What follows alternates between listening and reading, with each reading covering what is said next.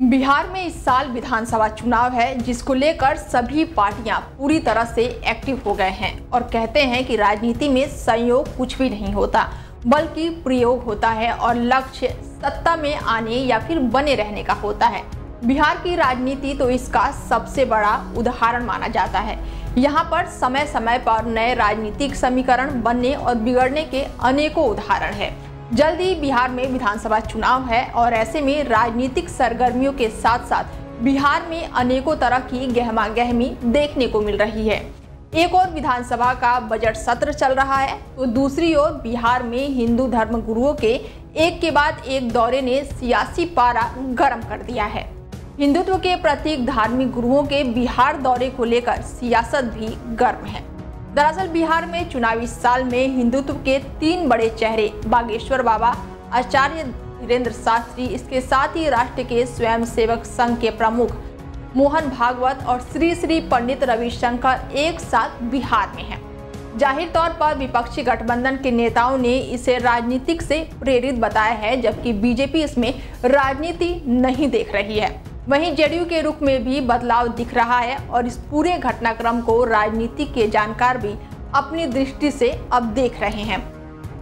सबसे पहले बात करते हैं बागेश्वर धाम के पीठाधीश्वर पंडित धीरेन्द्र कृष्ण शास्त्री की, जो 6 मार्च के दिन से ही बिहार के गोपालगंज पहुंचे हैं। यहां उनकी 5 दिवसीय कथा शुरू की गई है। श्रद्धालुओं को संबोधित करते हुए पंडित धीरेन्द्र कृष्ण शास्त्री ने कहा है कि हम यहां पर आपके लिए नहीं बल्कि देश के हिंदुओं को जगाने आए हैं। हमारी कोई निजी लड़ाई नहीं है। हम इस दुनिया में रहने वाले 150 करोड़ हिंदुओं की लड़ाई लड़ रहे हैं। क्या कुछ कहा है, सुनिए जरा आप भी।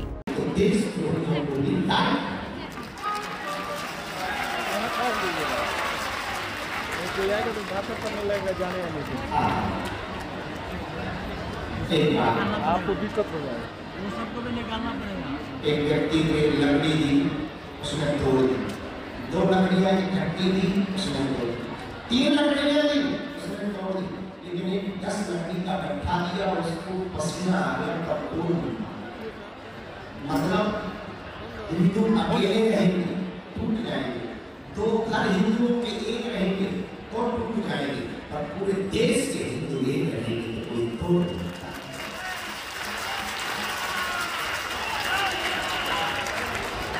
एक और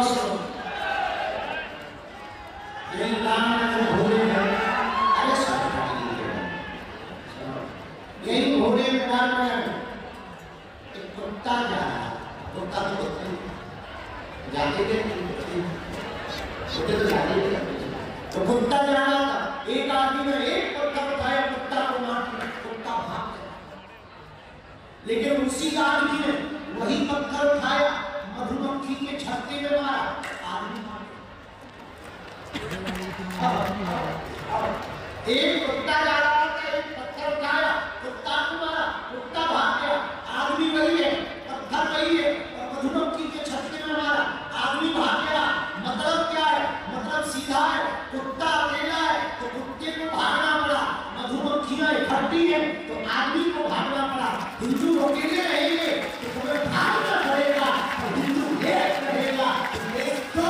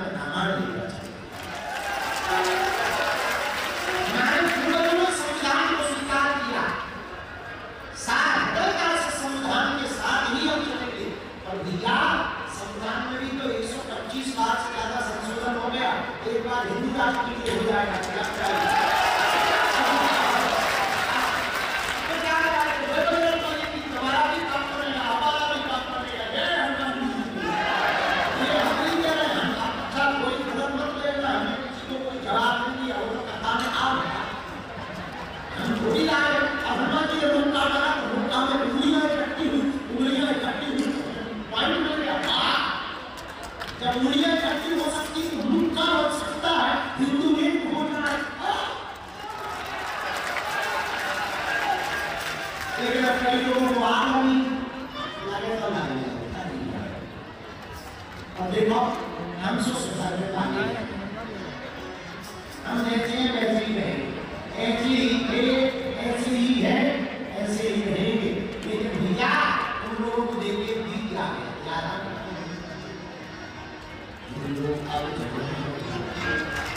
तो वहीं अब संघ प्रमुख यानी कि आरएसएस प्रमुख मोहन भागवत मुजफ्फरनगर को बेस पहुंचकर 5 दिनों के लिए बिहार दौरे पर हैं और विभिन्न जिलों में संघ के कार्यक्रमों में लगातार शामिल हो रहे हैं। संघ संचालक मोहन भागवत मुजफ्फरपुर प्रवास के दौरान सुबह सुबह आरडीएस कॉलेज मैदान में शाख लगाएं और इसके साथ ही फिर 8 मार्च को मोहन भागवत शाख में शामिल होने के बाद से बैठक की और इसके बाद से 9 मार्च को नागपुर के लिए वो रवाना हो जाएंगे। राजनीति के जानकार कह रहे हैं कि संघ चालक मोहन भागवत बीजेपी के वोट बेस को मजबूत बनाने की कवायद में लगे हुए हैं। इससे पहले हिंदुत्व की हुंकार बीजेपी के लिए सियासी जमीन संगठित दृष्टि से मजबूत की जा रही है।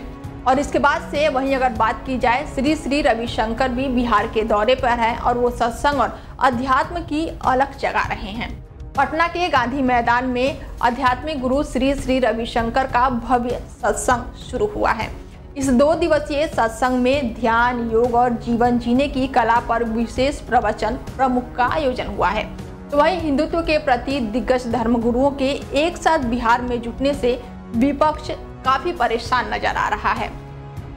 हालांकि नेता प्रतिपक्ष तेजस्वी यादव बड़ी ही होशियारी से खुद इस मुद्दे को तूल नहीं देना चाहते हैं और बड़े ही फूंक कर कदम उठा रहे हैं।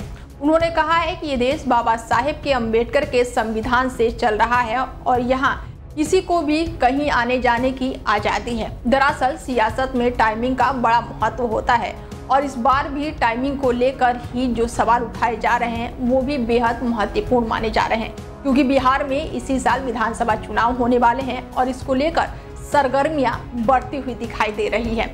फिलहाल अब बिहार की राजनीति में आगे क्या कुछ होगा, इस पर अपडेट आपको हम लगातार देते रहेंगे। फिलहाल आप देखते रहिए डेली 24 भारत। नमस्कार।